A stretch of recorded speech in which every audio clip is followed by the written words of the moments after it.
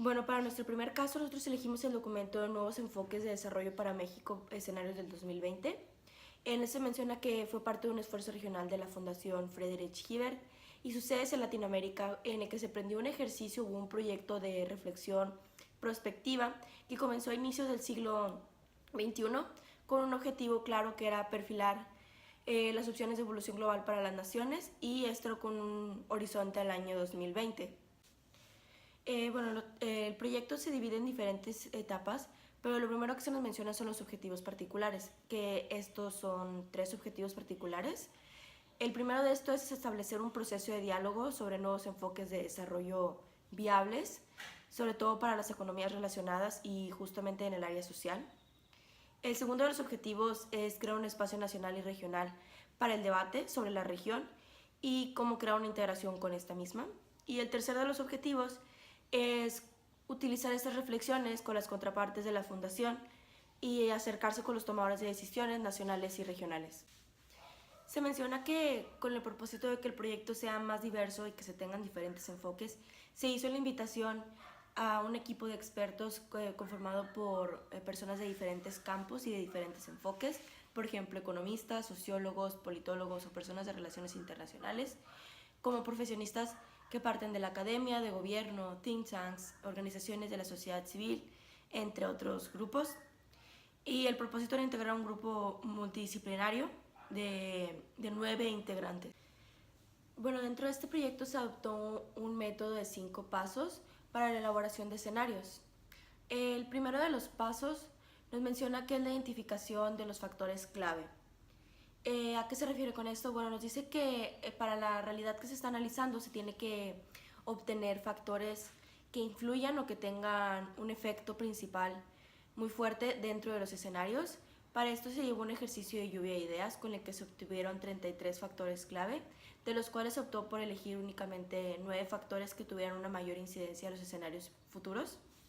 Estos son la inscripción de México en el sistema internacional, la capacidad productiva, el desarrollo sustentable, la inclusión social, el sistema educativo y calidad de aprendizaje, el proyecto de desarrollo nacional, la capacidad de dirección del Estado, el Estado de Derecho y la cultura cívica. En el segundo de los pasos se elabora un modelo sistémico simple. El tercer paso consiste en el debate de interpretación del modelo como un escenario. Aquí nos habla de ver tanto el segundo paso como el tercero en conjunto, a través de la creación de modelos simples, de la interrelación entre factores claves a partir de la creación de una matriz donde cada factor clave sea analizado con su vinculación entre los mismos. El cuarto de los pasos es el desarrollo de los mismos escenarios y su formalización. Es a través del análisis de las dinámicas en la matriz que es mencionada, que conforma unas grandes líneas lógicas de factores y su interrelación entre estas. Y finalmente, el quinto paso, se habla de las condiciones de elaborar las conclusiones estratégicas. A continuación, hablaremos de los 5 escenarios propuestos por el paper. El primer escenario es el inercial, subordinación al crimen organizado. Tal y como le dice el título, se presenta una distopía, porque el gobierno está completamente ausente. Las autoridades locales han sido incapaces de perseguir realmente al crimen organizado, en ser efectivos en el combate contra el narcotráfico. Por lo tanto, se ha generado una crisis económica, ya que la gente externa a México ve al país como un narcoestado, como ¿para qué voy a invertir ahí si hay impunidad, si va a haber problemas de corrupción, si muy probablemente van a pedir moche cuando pongan la compañía? Entonces mejor nos ahorramos de problemas y nos vamos a otro lado. En consecuencia, ha creado crisis económica. También el crimen organizado ha hecho que haya un éxodo masivo de personas, lo que ha creado más tensiones con Estados Unidos. Ahora tenemos 2 vertientes principales, que sería la migración, pero esta vez sí es masiva y sí va en serio, y la segunda es la lucha del crimen organizado. Estados Unidos le está exigiendo a México que se ponga a trabajar, pero el gobierno simplemente no le interesa porque está controlado por el crimen organizado. Básicamente nuestra capacidad de negociación exterior es nula. El segundo escenario que se nos presenta es el de desarrollismo empresarial. Se ha ido recuperando poco a poco los espacios que antes estaban ocupados con el crimen organizado. la sociedad civil se ha ido replanteando si realmente la corrupción es el camino y ha decidido intentar algo diferente con la cultura de legalidad. Esto claramente impulsado por el sector empresarial, han sido un motor muy fuerte de este escenario, lo que hace que la gente, la cultura, al ver que la empresa y que el Estado y que todo el mundo está trabajando de un modo limpio, de un modo bien, la misma inercia está llevando a la comunidad a hacer las cosas bien. Básicamente tenemos una identidad de respeto, de justicia y de legalidad. El tercer escenario es titulado Cambio Refundacional. ¿Qué quiere decir con esto? Que ha llegado un caudillo a personificar todo ese idealismo mexicano y en cierto modo ha llegado al poder, a la presidencia, por métodos legítimos sí, pero con propuestas populistas. Nuestra relación exterior con Estados Unidos se ha hecho tensa por esas mismas propuestas de populismo. Sin embargo, la relación que tenemos con Latinoamérica se ha vuelto una relación más de solidaridad, a como se tenía hace décadas antes, que Latinoamérica veía propiamente a México como un hermano mayor, no tanto como un extraño norteamericano. En temas económicos, se ha decidido cerrar el mercado nacional, hacernos una potencia más regionalista, no tanto proyectada como en la actualidad a nivel mundial. Los tratados de libre comercio realmente no se están usando como deberían, debido al enfoque que se le está dando a Latinoamérica de prioridad. Esto ha ocasionado tensiones con Estados Unidos y simplemente nuestra relación no es de odio, simplemente es una relación que ya no es tan cooperativa como lo era antes. El cuarto escenario es consolidación neoconservadora. ¿Qué quiere decir con esto? Que ha llegado un Donald Trump mexicano a la presidencia. ¿Qué quiere decir? Que el mercado se ha abierto, los sindicatos están perdiendo poder, los derechos humanos realmente no están funcionando como deberían y obviamente nuestra relación con el exterior se está tornando un poco más dura y áspera, ya que solo mantenemos relaciones decentes, cordiales con otros países neoconservadores.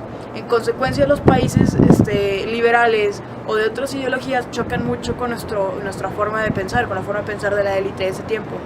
Por lo tanto, también hay una desestabilidad, ya que nacionalmente comunidades que ya habían ganado sus derechos se está presentando un retroceso a la mujer, a la comunidad LGBT, derecho de los animales, derecho ambiental, todo eso la verdad está yéndose para atrás.